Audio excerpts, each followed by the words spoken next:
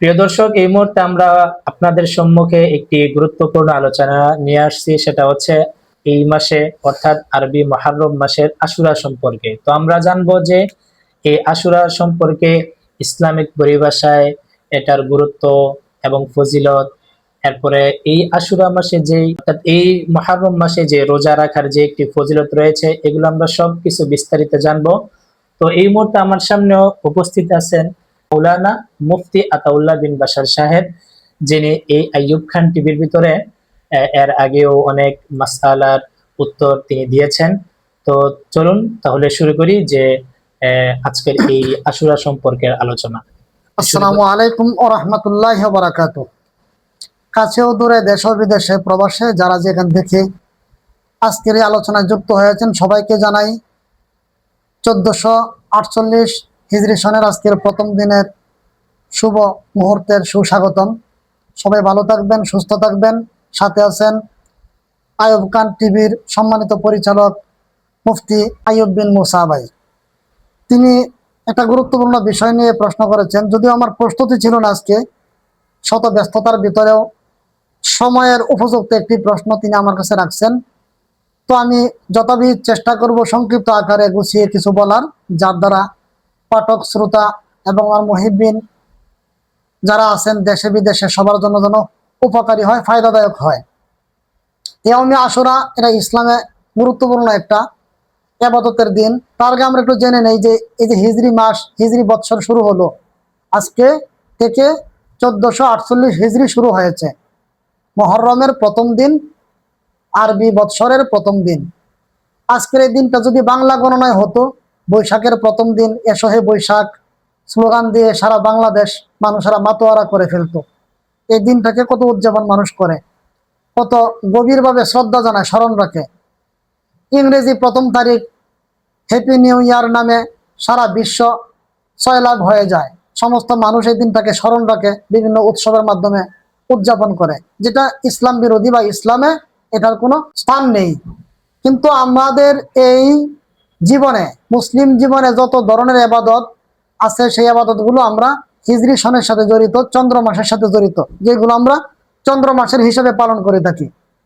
এই জন্য অন্যান্য গণনা যদি আমরা স্মরণ নাও রাখি, এখন বাংলাতে কোন মাস, এখন ইংরেজিতে কোন মাস, আমাদের যদি জানা নাও থাকে, গোনাও হবে না, কবিরা গোনাও হবে না, সগীরা গোনাও হবে না। অথচ মাসালা এসেছে যদি আরবি সন তারিখ কোনো সমাজের পুরা জাতি বলে যায়, তাহলে এটা সমস্ত জাতি গুনাহগার হবে। এই তারিখগুলো স্মরণ রাখা, মাসের নামগুলো স্মরণ রাখা, এটা ওয়াজিবে কেফায়া, মানে এলাকার যদি 2-4 জন ব্যক্তিও জানা থাকে তাহলে সবার জিম্মা থেকে দায়িত্ব মুক্ত হয়ে যাবে। কেননা এই আরবি মাসের সাথে জড়িত রমজান মাসের রোজা, এটা রমজান মাসেই ফরজ। রমাদান ছাড়া যদি আমরা অন্য মাসে পালন করি হবে না। ঈদুল ফিতর, ঈদুল আজহা, এই দুইটা ঈদ চন্দ্র মাসের গণনার সাথে জড়িত। এইভাবে ইয়াউমে আশুরা এই দিনটা চন্দ্র মাসের সাথে জড়িত। এমনিভাবে শবে বরাত, শবে কদর চন্দ্র মাসের সাথে জড়িত। এইভাবে শরীয়তের অনেক মাসালা, যেমন 5 ওয়াক্ত নামাজ, এটাও সময়ের সাথে জড়িত। এই সময়ের হিসাবের জন্য আল্লাহ রাব্বুল আলামিনের পক্ষ থেকে মাসের ব্যবস্থা করেছেন। আল্লাহ বলেন, ইন্না ইদ্দাতাশ শুহুরি ইনদাল্লাহি 12 শাহরান। আল্লাহর পক্ষ থেকে গণনার মাস হলো 12টি। সেই হলো 12 মাস। কোনটা? বাংলা গণনায় নয়, ইংরেজি গণনায় নয়, আল্লাহর গণনা হলো আরবি গণনা, হিজরি গণনা। এই জন্য আমাদের বড় পরিতাপ, দুঃখের বিষয় যে এই হিজরি গণনা যেহেতু আমাদের সমাজে মুসলিম মিল্লাতের উপরে ওয়াজিব করে দেওয়া হয়েছে, অথচ শতকরা মনে হয় 98% মানুষই জানে না আরবি 12 মাসের নাম, জানে না এখন যে মুহররম মাস আজকে শুরু হয়েছে এটাও জানে না। এই মুহররম মাসের শুরুতেই একটা ইবাদত, একটা আমল আছে, গুরুত্বপূর্ণ আমল। এটা হাদিস দ্বারা প্রমাণিত না, তবে আমাদের আকাবিরিন, আমাদের বুজুর্গ ওলামায়ে কেরাম আমল করেছেন, তারা বয়ান করেছেন। এটা বুজুর্গদের তাজরাবা, আমল করে দেখতে পারেন। অনেকে আমল করেছেন, তারা অনেক ফজিলত পেয়েছেন, অনেক গুণগান গেয়েছেন। এই জন্য আমিও আমলটা আপনাদের সামনে প্রকাশ করছি। আজকের দিনটা হলো মুহররমের প্রথম দিন। আজকের এই দিন সারাদিনে, অর্থাৎ সূর্য ডুবার আগ মুহূর্ত পর্যন্ত কোনো ব্যক্তি যদি বিসমিল্লাহির রহমানির রহিম 113 বার কোনো কাগজে লিখে সঙ্গে রাখে, তা আল্লাহ রাব্বুল আলামিন তাকে সমস্ত ধরনের বালা মুসিবত, বিপদ আপদ থেকে আল্লাহ হেফাজত করবেন। অনেক ওলামায়ে কেরাম আমলটা করে থাকেন, তাই আপনাদেরকে জানাইলাম। ইচ্ছা করলে বা সুযোগ সুবিধা হলে আমলটা করতে পারেন, করা জরুরি না, করলে ভালো হবে। এই মাসের সাথে জড়িত আছে কিছু করণীয়, কিছু বর্জনীয়। এই মাসটাকে গুরুত্ব দেওয়া হয়েছে, ইসলাম গুরুত্ব দিয়েছে, হাদিসে গুরুত্ব দেওয়া হয়েছে, কোরআন শরীফে এই মাসের বর্ণনা, সম্মানিত মাস বলা হয়েছে। আশহুরুল হুরুম, 4টা মাসের মধ্যে এটা একটা মাস। 3টা মাস হলো ধারাবাহিক, যেমন জিলকদ, জিলহজ, মুহররম। এটা হলো 3 নম্বর। মুহররম মাসটা হারাম 4 মাসের মধ্যে, এটা হলো 3 নম্বর মাস। আর একটা মাস হলো রজব মাস। এই 4টা মাসকে শরীয়তে আশহুরে হুরুম বলা হয়, সম্মানিত মাস বলা হয়। এই সম্মানিত 4 মাসের মধ্যে আবার মুহররম মাসের ফজিলত অন্যতম, কারণ এই মাসের মাঝে 10ম তারিখ একটা রোজা আছে, যেমন আশুরা দিনের রোজাটা। এই রোজা মুহাম্মদী শরীয়তের পূর্বে ফরজ করা ছিল, ফরজ ছিল।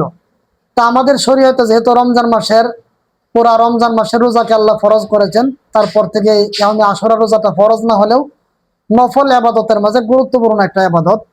তো আল্লাহর নবী বলেন যে রোজাটা তোমরা, যেহেতু ইহুদিরা এই রোজাটা রাখে, মুসা নবী নীল নদ পাড়ি দিয়েছিলেন, ফেরাউনের কবল থেকে নাজাত পেয়েছিলেন, সেই জন্য তিনি শুকরিয়া আদায় রোজাটা রেখেছিলেন। তার উম্মতেরা রাখতো, ইহুদিরা রাখে। তো আল্লাহর নবী আমাদেরকে বলেছেন তোমরা ইহুদিদের সাথে বিরোধিতা করে 10 তারিখ সাথে মিলায়া 9 তারিখ অথবা 11 তারিখ, যেহেতু তারা একটা রোজা রাখে, তোমরা 2টা রোজা রাখবা। এই জন্য আমরা যদি পারি সাধ্য কুলাই, তাহলে আমরা 10 তারিখের রোজাটার সাথে মিলায়া 9 তারিখ অথবা 11 তারিখ 2টা রোজা আমরা রাখবো। তো এখানে ওলামা একরাম এটাও বলে থাকেন, যেহেতু নবীজির জীবদ্দশায় ইহুদিরা খুব গুরুত্বের সাথে এই রোজাটা রাখতো, একটা রোজা রাখতো তারা, এই জন্য আমরা বিরোধিতা করে তাদের সাথে মোকাবেলা করে 2টা রাখবো। তো এখন যতটুকু অনুসন্ধান করে জানা গেছে, বর্তমান ইহুদি সম্প্রদায় এই রোজাটা রাখেই না, অথবা যারা অতি ধার্মিক তারা 2-1 রাখে। তো যেহেতু এখন এই রোজাটার প্রচলন তাদের মাঝে নাই, এখন বর্তমান সময়ে যদি আমরা একটা রোজাও রাখি তাহলে জায়েজ, 2টা রাখা উত্তম, কথাটা মনে রাখবেন। তেমনি আশুরাকে আমরা গুরুত্ব দিয়ে থাকি, আমাদের সমাজের 98% মানুষ গুরুত্ব দিয়ে থাকে কারবালার ইতিহাসের সাথে জড়িত মনে করে। এটা সম্পূর্ণ ভুল, এটা একটা ভ্রান্ত ধারণা, ভ্রান্ত আকীদা। ইয়াউমে আশুরা এই দিনের সাথে ইসলামের ইতিহাসে অনেক বড় বড় ঘটনা জড়িত, যেমন আদম আলাইহিস সালাম, এই মা হাওয়া, 2 জনের পুনর্মিলন ঘটে এই ইয়াউমে আশুরা 10ম তারিখে। আদম আলাইহিস সালামকে আল্লাহ রাব্বুল আলামিন জান্নাতে রূহ প্রদান করেন এই ইয়াউমে আশুরা মানে মুহররমের 10ম তারিখে। এবং বিশেষ করে এই কথাগুলো দুর্বল, শক্তিশালী দলিল দ্বারা প্রমাণিত কথা হলো যে ইয়াউমে আশুরা অর্থাৎ মুহররমের 10ম তারিখে আমাদের সাইয়্যিদনা হযরত মুসা আলাইহিস সালাম ফেরাউনের কবল থেকে নাজাত পেয়েছিলেন, দরিয়া পাড়ি দিয়ে আল্লাহ রাব্বুল আলামিনের কাছে তিনি শুকরিয়া আদায় করেছিলেন এবং উম্মতকে নিয়ে তিনি রোজা রেখেছিলেন। তো সেই থেকে ইহুদি সম্প্রদায়, মুসা নবীর উম্মত যেহেতু তারা এই দিনটাকে পালন করে আসছে, তারা এই দিনটাকে বরণ করে আসছে, এই দিনটাকে তারা গুরুত্ব দিয়ে আসছে। কাকতালীয় ভাবে বলা যায়, কাকতালীয় ভাবে কারবালার ঘটনাটাও, হুসাইন রাদিয়াল্লাহু তাআলা আনহুর ঘটনাটাও, এই কারবালার ঘটনাটাও মুহররমের 10 তারিখের সাথে মিলে গেছে। এই জন্য এটা বলা যাবে না যে হুসাইন রাদিয়াল্লাহু তাআলা আনহুর শাহাদতের কারণে, কারবালার ঘটনার কারণে ইয়াউমে আশুরা অর্থাৎ মুহররমের 10 তারিখের মর্যাদা বেড়েছে, এটা ভুল। বরং মুহররমের 10 তারিখের মর্যাদা হুসাইন রাদিয়াল্লাহু তাআলা আনহুর শাহাদতের কারণে নয়, এটা আরো আগে থেকেই মুসা আলাইহিস সালামের ঘটনার কারণে। এবং আল্লাহর নবী মক্কা থেকে হিজরত করে মদিনায় যাওয়ার পরে তিনি নিজেও যখন জানতে পারলেন যে এই দিনটা ইহুদিদের কাছে গুরুত্বপূর্ণ, মুসা নবীর নাজাতের কারণে তিনি নিজেও উম্মতকে উৎসাহিত করেছেন এবং নিজেও রোজা রেখেছেন, একটা রোজা রেখেছেন। এবং নবীর অভিপ্রায় ছিল যে আগামী বছর যদি বেঁচে থাকি তাহলে আমরা এই দিনে 2টা রোজা রাখবো।